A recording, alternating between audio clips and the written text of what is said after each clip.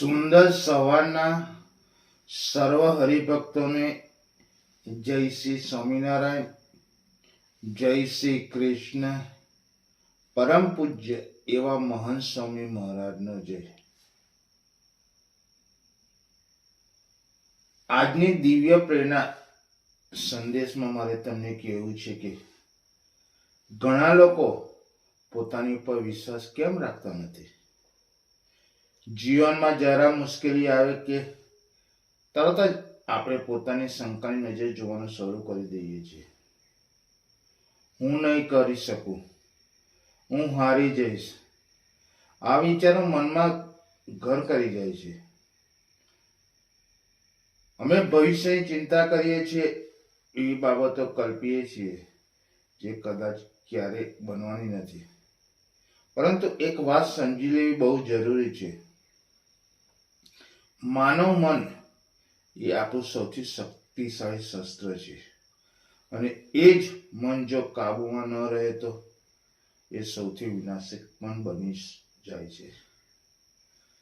હવેથી જીવનમાં શીખવું પડશે કે મન અને ભાવનાઓને કઈ દિશામાં દોરવી, કારણ કે જીવનમાં સૌથી મોટા પડકારો બહારથી નહીં પણ તમારા પોતાના મનમાંથી જ આવે છે.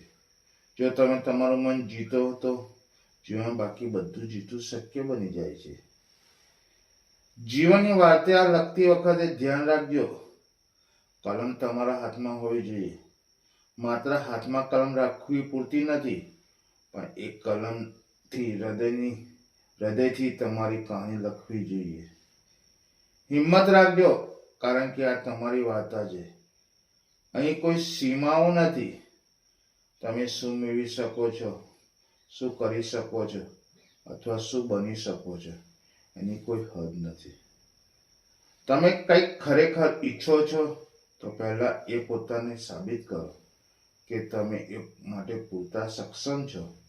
જ્યારે ઈચ્છા એટલી ઊંડી હશે કે દુઃખ સહન કરવા તૈયાર થશો, ત્યારે જ તમે તમારું મન જીતવાનું શીખશો.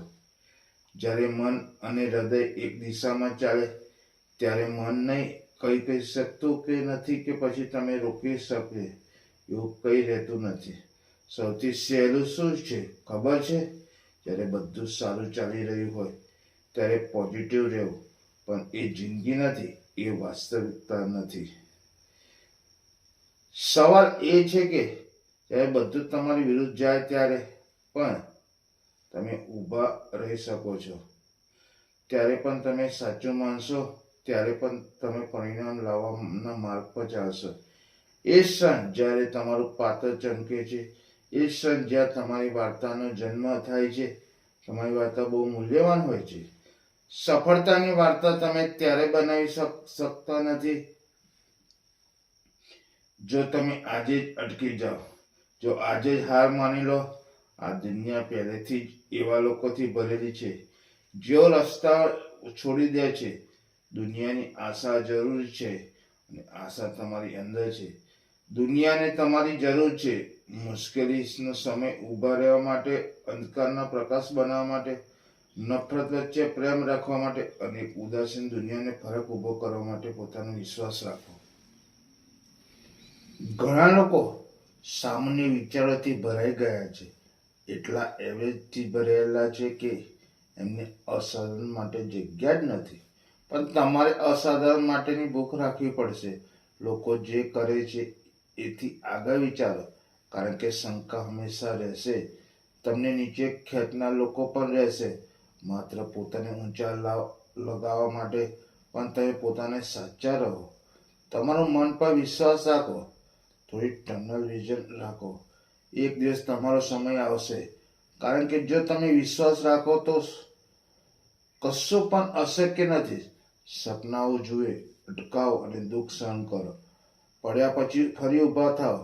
સહન શક્તિથી આગળ વધો, અને એક દિવસ આ દુનિયા તમારા ખભા પર હાથ રાખીને કહેશે, આ તારો સમય ચમકવાનો છે.